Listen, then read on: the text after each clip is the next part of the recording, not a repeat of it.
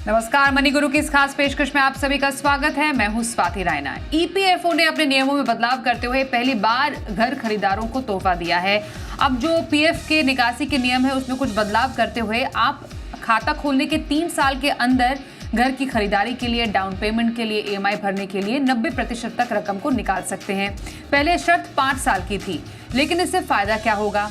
दूसरी बात यह है कि पीएफ का आपका पैसा रिटायरमेंट के लिए जमा होता है, तो क्या ये समझदारी है कि आप अपने पीएफ से बाकी ज़रूरतों के लिए पैसा निकालें? इसी पर आज हम चर्चा करेंगे। हमारे दोनों एक्सपर्ट्स हमारे साथ शो में शामिल हो चुके हैं। वाइज इन्वेस्ट के सीईओ हेमंत रुस्तगी हमारे साथ है। Mutual fund expert Vishwajeet Parashar से चर्चा करेंगे। दोनों एक्सपर्ट्स का स्वागत है आज के हमारे शो में। पीएफ बहुत ही एक पॉपुलर इन्वेस्टमेंट ऑप्शन है, मैंडेटरी है एम्प्लॉयज़ के लिए उसमें पैसा कंट्रीब्यूट करना। अब कुछ बदलाव हुए हैं पीएफ के नियमों में, खासतौर पर विड्रॉल की अगर हम बात करें उसके जो रूल्स हैं उसके चलते। हेमंत जी, ज़रा पहले समझना चाहेंगे, वैसे भी पीएफ से आपको पैसे निकालने की इजाज़त थी, लेकिन कुछ रूल्स हैं जिसमें कुछ बदलाव किए गए हैं। जो ख़ास तौर पर घर खरीदार हैं जो कि डाउन पेमेंट करना चाहते हैं घर का, या फिर जिनकी किस्तें हैं, उनके लिए पीएफ के ये जो नियम है विड्रॉल के, क्या खासियत है इनकी? जी स्वाति, 2 इंपॉर्टेंट चीजें हैं। तो जैसा आपने कहा कि जो ईपीएफ है वो एक बहुत ही इंपॉर्टेंट कॉर्पस क्रिएट करता है हमारे रिटायरमेंट के लिए। दूसरी बात, जो अभी ईपीएफ ने जो चेंजेस किए हैं, स्पेशली जो फर्स्ट टाइम होम बायर्स हैं उनके लिए, वो एक मुझे लगता है एक वेलकम स्टेप है। कहीं ना कहीं वो सब्सक्राइबर्स को एक फ्लेक्सिबिलिटी देता है, क्योंकि देखिए हमारे लिए दोनों ही गोल इंपॉर्टेंट है। घर खरीदना भी इंपॉर्टेंट है और रिटायरमेंट भी इंपॉर्टेंट है। तो पहले समझते हैं कि रूल में बदलाव क्या हुआ है फर्स्ट टाइम होम बायर्स के लिए। पहले जो रूल था वो ये था कि आप 5 साल की सर्विस के बाद आप ये पैसा निकाल सकते थे, और उसमें एम्प्लॉयर और एम्प्लॉय का जो कंट्रीब्यूशन हो या फिर 36 मंथ्स की बेसिक और डीए, दोनों में से जो अमाउंट कम हो उतना पैसा आप निकाल सकते थे। अब जो रूल चेंज हुआ है उसमें ये कहा गया है कि जो आपका पीएफ का जो कॉर्पस है वो अकाउंट ओपनिंग के 3 साल के बाद, अगर आप फर्स्ट टाइम होम बायर हैं तो उसका 90% पैसा आप निकाल सकते हैं। तो कहीं ना कहीं कोशिश यही है कि जब आप घर जैसा एक इम्पोर्टेंट इन्वेस्टमेंट करते हो या जब घर खरीदना चाहते हो, जो हम सभी के लिए इम्पोर्टेंट है, वहां पे आपको थोड़ी फ्लेक्सिबिलिटी मिले इन टर्म्स ऑफ आप अपना कैसा कंट्रीब्यूशन कर सकते हो। लेकिन ये भी आपने बिल्कुल जैसा सही कहा, बहुत ही इंपॉर्टेंट है समझना कि जैसा मैंने पहले भी कहा कि दोनों के दोनों गोल्स बहुत इंपॉर्टेंट हैं। ये बात सही है कि वो सहूलियत है, आप कहीं और जाने की बजाय, हो सकता है कि आपने लोन लिया हो, आप फिर भी आपको लगता है कि थोड़ी कमी है, क्योंकि इसको आप या तो कंस्ट्रक्शन के लिए या तो ईएमआई के लिए या डाउन पेमेंट के लिए आप इस्तेमाल कर सकते हो। लेकिन ये ध्यान रखना बहुत ही जरूरी है कि रिटायरमेंट का जो फेज है वो हमारे लिए लाइफ का बहुत ही इंपॉर्टेंट फेज है, क्योंकि वो नॉर्मली वो ऐसा फेज होता है जहां पे हमारी इनकम नहीं होती लेकिन एक्सपेंसेस होते हैं। तो हम जल्दबाजी में इसको इस्तेमाल ना करें, वो तभी इस्तेमाल करें अगर हमें लगता है कि ये पैसा निकालने के बाद भी हमारे में पोटेंशियल है, कैपेसिटी है कि हम एक ऐसा कॉर्पस क्रिएट कर सकें जो हमारे रिटायरमेंट में कोई कंप्रोमाइज हमें ना करने दे। तो मुझे लगता है ये ध्यान में रखा जाए कि ये सहूलियत है आपके लिए, यस डेफिनेटली मदद कर सकता है, लेकिन बहुत ध्यान से, बहुत सोच समझ के ही आपको ये पैसा निकालना चाहिए, क्योंकि जैसा मैंने कहा कि रिटायरमेंट भी बहुत ही इंपॉर्टेंट गोल है हमारा, और जहां पे आप कंप्रोमाइज नहीं कर सकते। बिल्कुल। विश्वजीत जी, अभी हाल फिलहाल में हमने ये नोटिस किया है कि जो पीएफ है इसको एक तरीके से एक सेफ्टी नेट, एक ऐसा सुरक्षा घेरा जिसको आप छू नहीं सकते हैं और जिसको आपको छूना नहीं चाहिए। पीएफ तोड़ना या एफडी तोड़ना ऐसा माना जाता है कि आप अपनी सेविंग्स को बहुत ही इमरजेंसी के टाइम पर इस्तेमाल कर रहे हैं। अब लेकिन जैसे बदलाव आए हैं, अब ऐसा लग रहा है कि इसको थोड़ा लिक्विड बनाने की कोशिश की जा रही है। जैसे कि जो अन्य बड़े बदलाव है उसमें आप यूपीआई या एटीएम के ज़रिए पैसे विड्रॉ कर सकते हैं इमरजेंसी में। इसमें जो टाइम फ्रेम है 5 साल से कम करके 3 साल का घर खरीदारों के लिए, उसमें भी नियमों में ढील दे दी गई है। तो ये जो कुछ बदलाव हाल फिलहाल में पीएफ को लेकर किए गए हैं, क्या सर आपको मतलब समझ में आता है रिटायरमेंट कॉर्पस के इस पर्पस के चलते? जी बिल्कुल स्वाति जी, अगर हम देखें, पहले कोई सरकारी कर्मचारी या जो ईपीएफ का मेंबर था जब रिटायर होता था तो उसको एक अच्छा खासा लमसम पैसा मिलता था, कुछ करोड़ों में मिलता था, तो ऐसा देखा जाता था। वो सिर्फ इसका लाभ यही था कि ऐसा तो है कि पावर ऑफ कंपाउंडिंग का लाभ तो मिलता ही था, जो रिटर्न इंटरेस्ट मिलता है, लेकिन सबसे बड़ा इंपॉर्टेंट पॉइंट ये था कि वहां से आप पैसा विड्रॉ नहीं कर सकते थे आसानी से।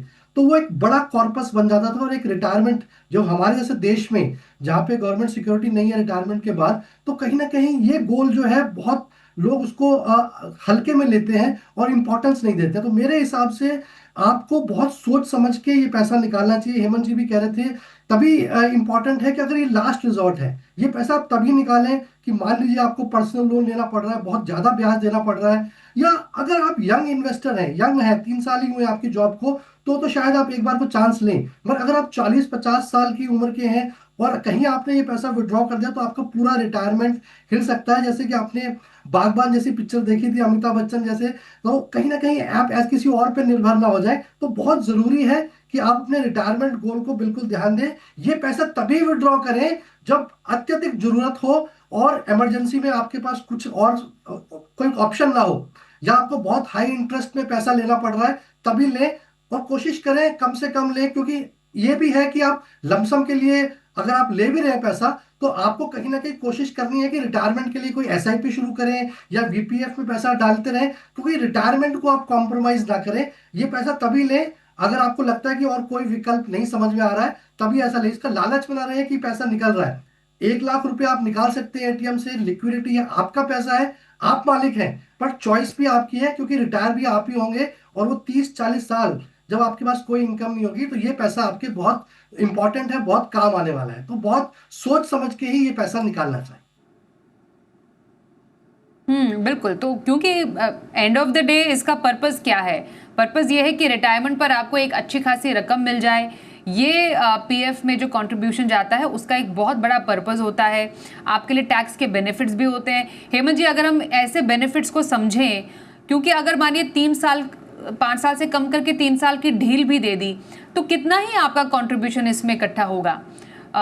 एक फौरी तौर पर तो आप कर सकते हैं अपनी ज़रूरतों को पूरा, लेकिन शायद एक कंसिडरेबल अमाउंट ऑफ पैसा शायद आपको उतना ना मिल पाए।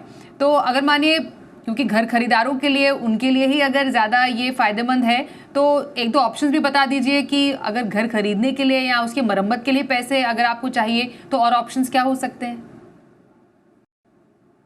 देखिए स्वाति, बिल्कुल सही कहा आपने। बहुत ही इंपॉर्टेंट है कि अगर आप 3 साल के बाद पैसा निकालते भी हैं, तो कितना बड़ा कॉर्पस आप बना लेंगे और उसका 90% निकालेंगे तो कितना फर्क पड़ जाएगा आपके वहां पे। पर आई थिंक देखिए, दो एस्पेक्ट है इसके। एक, ईपीएफओ की इंटेंशन ये भी हो सकती है कि आपके पास पैसा है, आपको सहूलियत दी जा रही है, आपको फ्लेक्सिबिलिटी दी जा रही है, अगर जरूरत पड़े तो आप वहां से ले लीजिए। बट जैसे अगर हम एसआईपी इन्वेस्टमेंट की भी बात करें स्वाति, राइट, वो ओपन एंडेड फंड में होती है, कभी पैसा निकाल सकते हो। हमने बदलाव क्या देखा है निवेशकों में अभी पिछले कुछ सालों से, कि वो गोल बेस्ड इन्वेस्टमेंट प्रोसेस शुरू करते हैं अभी। यानी वो अपनी एसआईपी को 10 साल, 15 साल, 20 साल कंटिन्यू करते हैं, डिस्पाइट द फैक्ट कि वो पैसा आप कभी भी निकाल सकते हो। तो मुझे लगता है कि इन्वेस्टर्स के दिमाग में और वो जो मेच्योरिटी है उनकी सोच में वो डेफिनेटली आ रही है। ये एक, मैं उसको ऐसे देखूंगा कि एक सहूलियत है आपके पास। और जैसा मैंने पहले भी कहा और हम जैसे डिस्कस भी कर रहे थे अभी, कि उसको निकालने से पहले आपको बहुत सोच समझ के निकालना है उसको। शायद ये बहुत ज्यादा कंट्रीब्यूट भी ना कर पाए। एंड आई एग्री, जैसे विश्वजीत ने भी कहा कि अगर आप 40 साल की उम्र में निकालते हो, 50 साल की उम्र में निकालते हो, तो आप बहुत बड़ा रिस्क ले रहे हो। तभी एक सब्सटेंशियल अमाउंट भी होगा, लेकिन वो रिस्क भी होगा आपके लिए। तो उनके लिए ऑप्शन ये है स्वाति, के आप अपना गोल बेस्ड इन्वेस्टमेंट प्रोसेस फॉलो करो। कि आपको लगता है कि हमें घर खरीदना है, अपने आप को समय दो कि अगले 5 साल 10 साल में घर खरीदना है, कितना पैसा लगेगा, कितनी डाउन पेमेंट होगी, आप लोन लेंगे। इसलिए हम हमेशा कहते हैं कि आपको एक तरीके से एक फाइनेंशियल प्लान बनाने की जरूरत है। कि अगर मैं 50 लाख का घर ले रहा हूँ या 1 करोड़ का घर ले रहा हूँ, उसमें 10% या 15% अगर मुझे कंट्रीब्यूट करना है, तो मुझे वो अक्यूमुलेट करना है। लेकिन 15 साल के बाद मुझे ईएमआई भी पे करना है। तो आई थिंक फॉरवर्ड लुकिंग सोच के साथ पूरे बहुत ही डिसिप्लिन तरीके से बजटिंग बना के ध्यान रखना होगा। जैसा मैंने शुरुआत में भी कहा, घर बनाना उतना ही इंपॉर्टेंट है। ऑब्वियसली अगर किसी गोल की हम बात करें, और ये हमारी लाइफ का सबसे बड़ा परचेज भी होता है, रिटायरमेंट बहुत ही इंपॉर्टेंट है, वहां पे भी आप कंप्रोमाइज नहीं कर सकते।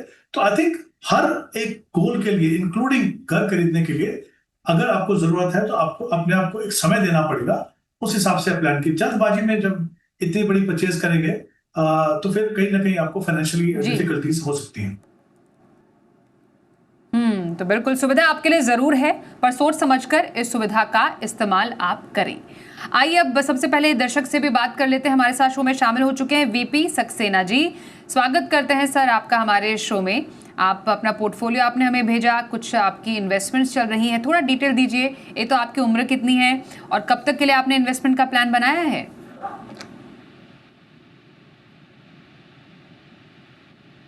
सक्सेना जी सुन पा रहे?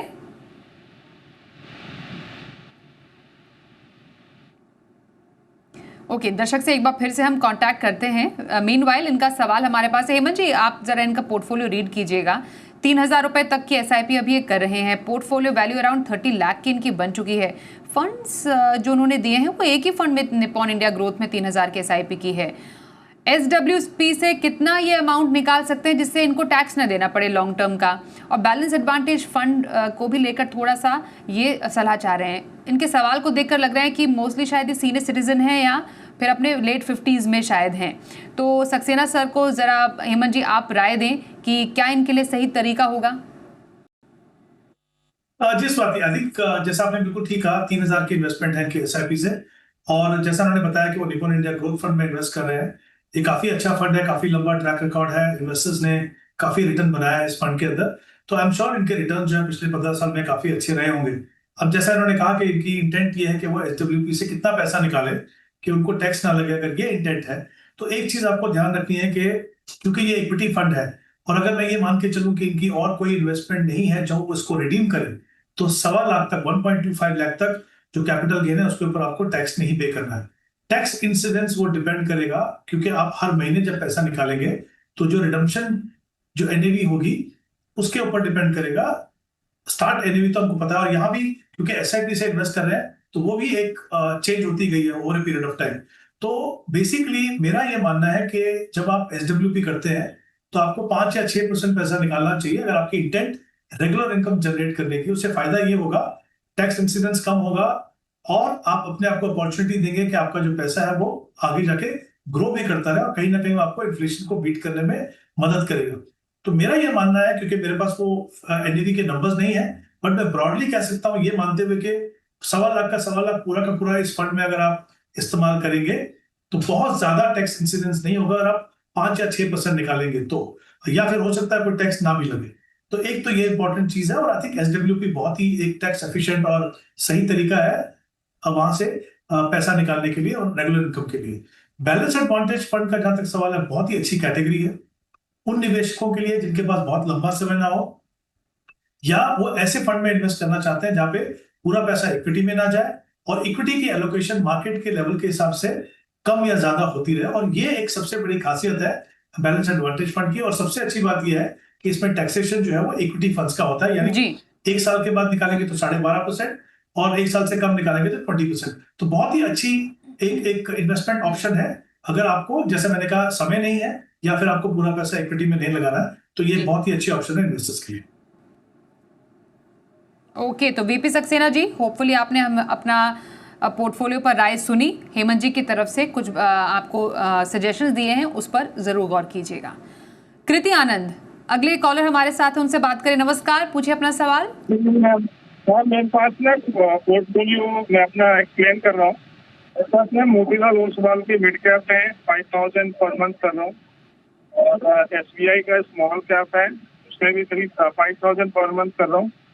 और मेरे पास निफ्टी 50 के एक्स फंड है जिसमें मैं 5,000 कर रहा हूँ। और मेरे पास एक इसका है यूटीआई का so called tax saving fund, इसमें भी मैं 4,000 कर रहा हूँ।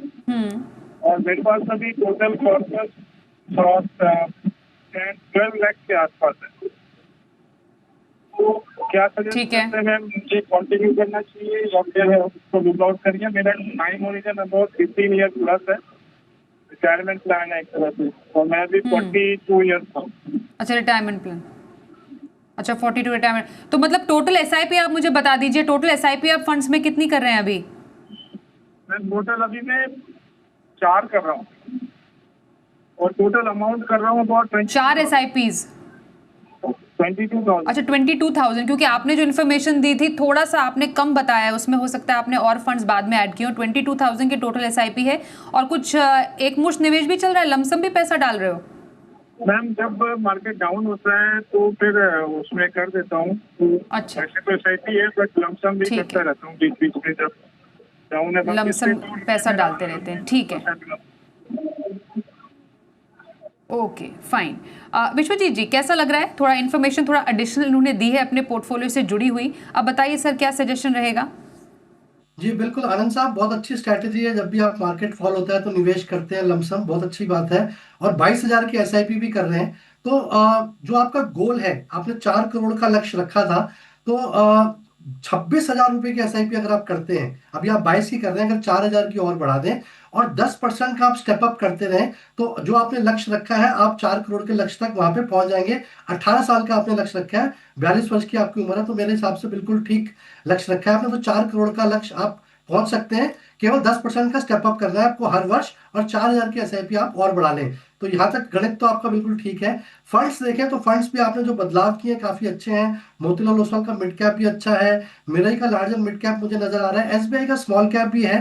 तो कोशिश करें एसबीआई के स्मॉल कैप की परफॉर्मेंस देखें, तो मेरे हिसाब से उससे बेटर परफॉर्मिंग फंड्स आपको मिल जाएंगे। बंधन का स्मॉल कैप या फिर निपॉन इंडिया का स्मॉल कैप, यहाँ पे आप थोड़ा सा बदलाव कर सकते हैं। पोर्टफोलियो आपका काफी वेल डाइवर्सिफाइड है। यूटीआई का निफ्टी 50 फंड भी ले रखा है आपने, तो large cap, mid cap, small cap तीनों ही तरीके के मार्केट कैप है। एएमसी वाइज भी आपका डाइवर्सिफिकेशन अच्छा है। तो बिल्कुल इन्हीं स्कीम्स में निवेशित रहें, ज्यादा फंड्स ना बढ़ाएं, समय समय पर रिव्यू अवश्य करते रहें, और थोड़ी सी एसआईपी और बढ़ाएं, और हर वर्ष 10% का स्टेप अप करें। तो आपका जो गोल है 4%, 4 करोड़ का, वो आप उसके बिल्कुल आप बिल्कुल पहुंच सकते हैं। तो बहुत बहुत शुभकामनाएं उसके लिए।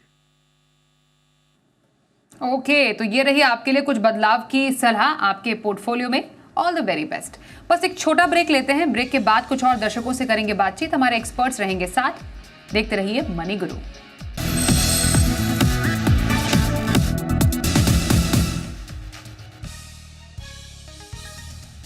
तो आज के शो में हमारे साथ हैं विश्वजीत पराशर और हेमंत रुस्तगी, और कर रहे हैं कुछ दर्शकों से बात भी। अमित भसीन जी का अगला सवाल हमारे पास आया है। हेमंत जी, इनका पोर्टफोलियो आप प्लीज स्टडी कीजिए। 35 साल की उम्र में इन्होंने 25,000 की एसआईपी अभी फिलहाल की है। पोर्टफोलियो वैल्यू 5 से 6 लाख का ऑलरेडी बन भी चुका है। पीपीएफ में कुछ 5,000 रुपए प्रति महीना डालते हैं, एनपीएस में भी 5,000 रुपए प्रति महीने का उनका योगदान है। लॉन्ग टर्म के लिए क्या फंड सही है पूछ रहे हैं। बेटे के भविष्य को लेकर अगर आगे जाकर इन्हें ट्रांसफर करना हो, अगर विल प्लानिंग अगर ये करना चाह रहे हैं तो क्या प्रोसेस रह सकता है। कुछ फंड्स भी हैं, इनफैक्ट चाइल्ड बेनिफिट प्लान भी इन्होंने ले रखा है एसबीआई का। यूटीआई निफ्टी इंडेक्स फंड भी है, एसबीआई का स्मॉल कैप है, एचडीएफसी मिड कैप अपॉर्चुनिटी और एचडीएफसी का स्मॉल कैप भी है। तो फंड्स क्या आपको डाइवर्सिफाइड लग रहे हैं सर इनके, और पूरा पोर्टफोलियो कैसा लग रहा है आपको? यस, आई थिंक पहली बात तो इनकी अप्रोच जो है एसआईपी से इन्वेस्ट करने की वो बहुत ही अच्छी है। इक्विटी फंड में इन्वेस्ट कर रहे हैं, बट 2-3 चीजें हैं मुझे लगता है इनके पोर्टफोलियो में। अगर मैं देखूं तो 2 स्मॉल कैप फंड मुझे दिख रहे हैं वहां पे। तो डेफिनेटली वो जो इन्वेस्टमेंट है उनके ओवरऑल पोर्टफोलियो के हिसाब से वो ज्यादा है। एक स्मॉल कैप फंड रख सकते हैं चाहे तो may be HDFC small cap को रखिए, और दूसरा जो फंड है इनके पास एसबीआई स्मॉल कैप, उसकी जगह में अगर आप एसबीआई मल्टी कैप ले तो बेहतर है। उसमें आपको तीनों market segment, large cap, mid cap और स्मॉल कैप में एक्सपोजर मिलेगा। चाइल्ड बेनिफिट प्लान इनके पास है। देखिए ये इस तरह की जो स्कीम्स है, गोल स्पेसिफिक स्कीम जो होती है, इसका भी बहुत ज्यादा फायदा नहीं है, क्योंकि इनमें आप इन्वेस्ट तो करते हो लंबे समय के लिए, बट उतने अच्छे रिटर्न आपको नहीं मिलते जो नॉर्मल इक्विटी फंड से मिल सकते हैं। तो मेरा ये मानना है कि उसकी जगह पे आप, अगर आप एक अच्छा क्वालिटी का large and mid cap fund लें, जैसे Motilal Oswal large mid cap या Invesco large and mid cap, तो मुझे लगता है वो आपके लिए एक बेटर ऑप्शन होगी। तो कुछ बदलाव करने की जरूरत है इनको। और जहां तक बिल का सवाल है, देखिए बिल बनाना बहुत ही आसान है।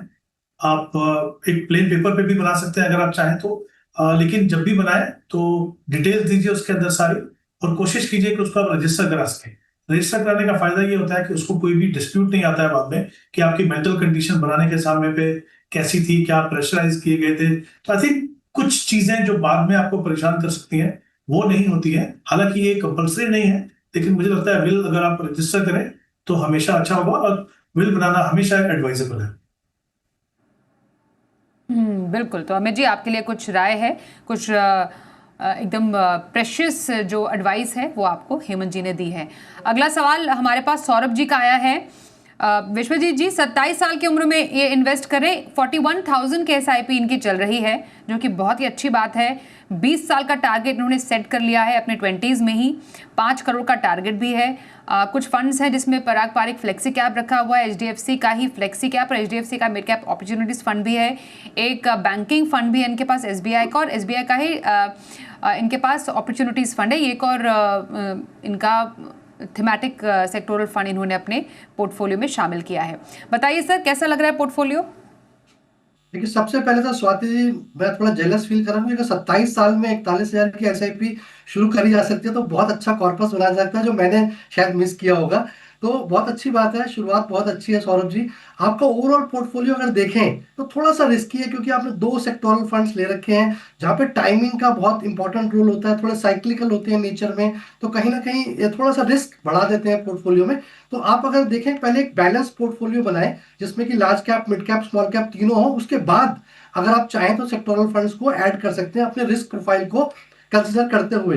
तो पराग पारिक फ्लेक्सी कैप भी अच्छा है, HDFC फ्लेक्सी कैप भी अच्छा है, लेकिन दोनों में कहीं ना कहीं ओवरलैप है, तो एक फ्लेक्सी कैप पर्याप्त है मेरे ख्याल में। तो आप HDFC का मिड कैप अपॉर्चुनिटी फंड भी है आपके पास, तो वहां से आप HDFC फ्लेक्सी कैप फंड की जगह एक प्योर लार्ज कैप फंड ले लीजिए, जिसमें कि निप्पॉन इंडिया का लार्ज कैप फंड या फिर ICICI का लार्ज कैप फंड आप कंसिडर कर सकते हैं।